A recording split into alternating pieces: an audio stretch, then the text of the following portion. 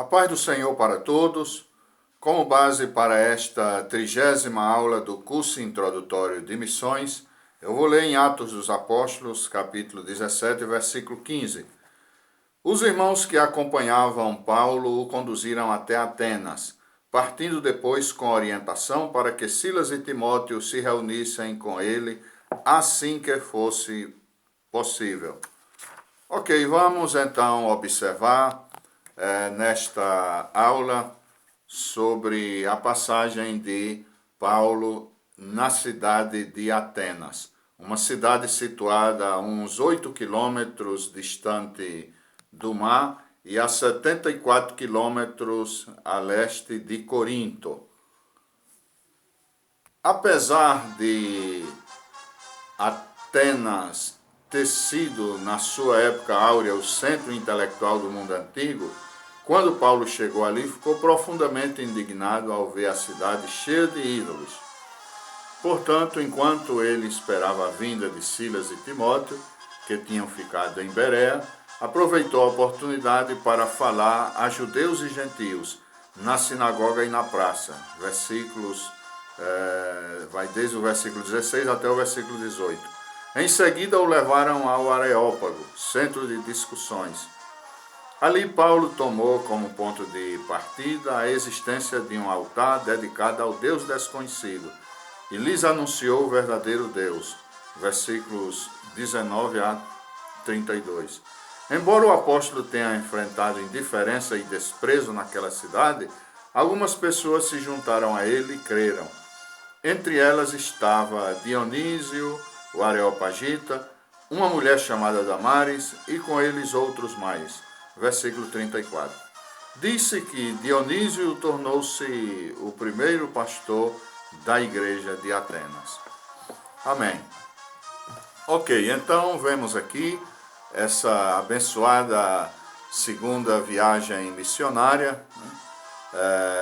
O Paulo e Silas, eles saíram de Antioquia da Síria por terra para visitar os irmãos que foram conquistados para o reino de Deus na primeira viagem missionária, quando Paulo esteve naquela região com Barnabé. Ok, e agora na segunda viagem missionária ele sai com Silas, que era profeta, e visitam os irmãos naquela região. Eles tentaram evangelizar outros lugares, mas Deus não permitiu.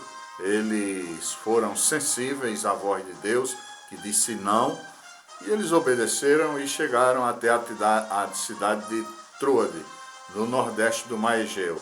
Ali na cidade de Troade, à noite, Paulo teve uma visão na qual um varão macedônio se apresentava e dizia: passa a Macedônia e ajuda-nos. Então Paulo concluiu que Deus o chamava para aquela região. Assim eles partiram. É claro que a gente deve observar que já lá no sul da Galácia se juntou à equipe Timóteo, um moço de bom testemunho, tinha boa reputação, né? E agora na cidade de Troade se juntou à equipe o médico amado Lucas, escritor do Evangelho de Lucas e também do livro histórico do Novo Testamento, Atos dos Apóstolos. Ok, então eles partiram para a cidade de Filipos. Ali uma igreja foi edificada, e provavelmente aí na casa de Lídia, que foi uma bênção, né? E também provavelmente Lucas ficou aí como pastor da igreja e evangelista da região, e Paulo prosseguiu para a cidade de Tessalônica. Também ali uma igreja foi edificada. Depois foi para a cidade de Bereia, outra igreja foi fundada naquele lugar, e finalmente ele partiu para a cidade de Atenas. Foi levado pelos irmãos para não acontecer algum acidente aí com o apóstolo, porque a perseguição era cruel. Então eles conduziram Paulo para que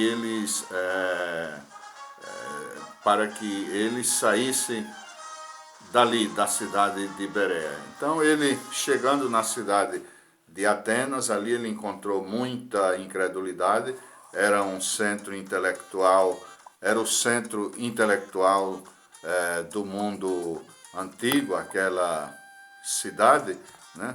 Uma cidade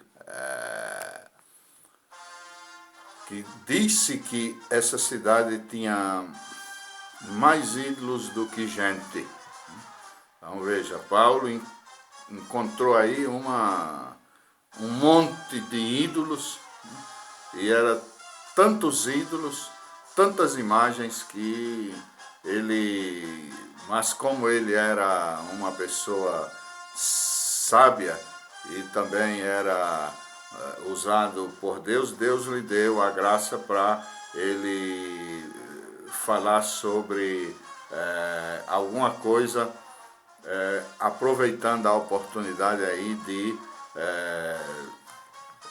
que ele viu um altar dedicado ao Deus desconhecido. Então Deus lhe deu graça para ele falar sobre o Deus verdadeiro, dizendo que aquele altar dedicado ao Deus desconhecido, esse Deus desconhecido para eles, para os atenienses, era esse Deus que o Criador dos céus e da terra, etc., né? a quem Paulo pregava, né? E assim o apóstolo, apesar da oposição, da incredulidade tremenda que ele encontrou naquele lugar, né? Algumas pessoas creram, inclusive Dionísio, Areopagita e Damares e outras pessoas mais. Disse que posteriormente, depois de algum tempo, Dionísio tornou-se o primeiro pastor da igreja de Atenas. Então, que maravilha, que como as viagens missionárias são frutíferas. Então, quando as pessoas renunciam os seus próprios interesses e se dedicam a esse trabalho glorioso, a esse trabalho maravilhoso, o resultado é esse, né? Então, uma igreja foi edificada ali naquele lugar, apesar das grandes dificuldades ali, a incredulidade. Paulo ficou muito desanimado com tanta incredulidade, com tantos ídolos que ele viu ali naquele lugar. E isso não é diferente de hoje, né?